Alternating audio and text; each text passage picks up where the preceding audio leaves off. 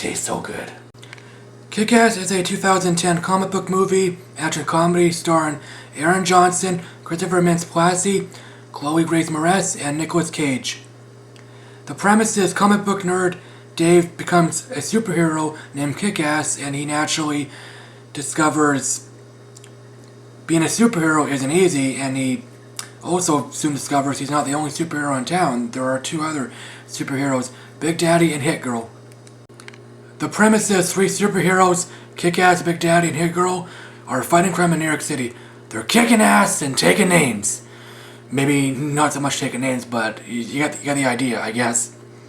There's lots of blood and broken bones. Doesn't that sound delicious or what? I understand why people love this movie, but I feel it's just okay. It's not funny enough to be good, the action is just okay, and the tone is so dark. The tone doesn't always fit, or should I say, some of the jokes don't fit with the tone. And this movie is very profane. If you don't like hearing a lot of cursing, well then don't watch this movie. I admit, I'm not ashamed to admit, I like to curse, but I don't use every curse word there is. There are a few that I don't like using, like the ugly C word for vagina.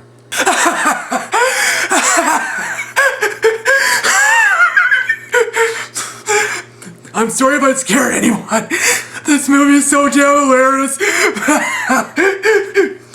It's really too bad it didn't receive an Oscar nomination for Best Comedy. This movie literally made me pee myself.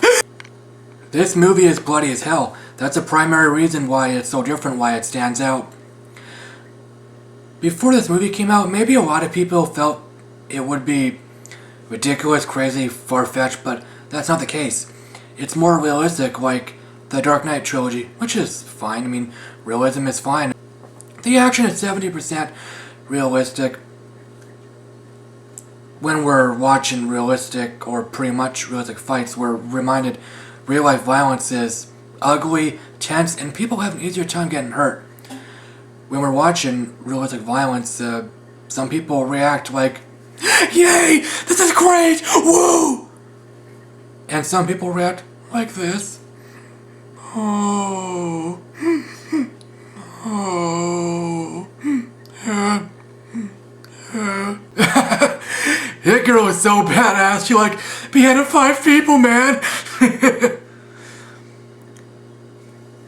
Maybe I will behead like 1 person. How's that? Chloe Grace Moretz plays Mindy/Hit Girl. She was great in this movie. Hit Girl is badass, mature, and smart. It's no surprise or wonder Chloe's performance here made Hollywood open up to her. A lot of filmmakers gave her opportunities, scripts. I mean, this movie really helped her career, opened up a lot of doors for her. Kudos, Chloe. Nicolas Cage plays Big Daddy. I forgot his real name. He's an interesting character. He's a loving, badass psychopath. He dresses up like Batman and he talks like Adam West, not Kristen Bale. Director Matthew Vaughn, he hates Kristen Bale's growly voice. And I understand why people hate that voice, but I actually like it. I'm in the minority, and that doesn't mean I'm slow, okay? Was Nick good? Oh yeah, I've heard he delivered some bad performances. And well, every good actor delivers at least one bad performance. Morally great characters are great. Big Daddy and Frankie, the mob boss, they're psychopaths, and yet they're loving fathers. They do what they want to do. They do what they think is right.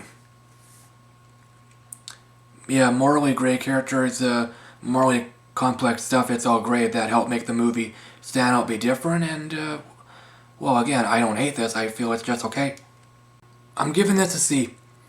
I've seen it 3 times, and I guess I will watch it again before Kick-Ass 2 comes out. The Kick-Ass 2 trailer is alright.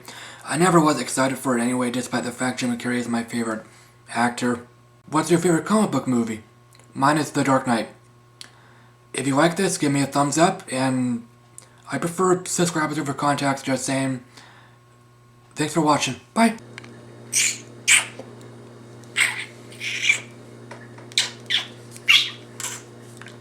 Oh yeah. Oh, you're so yummy.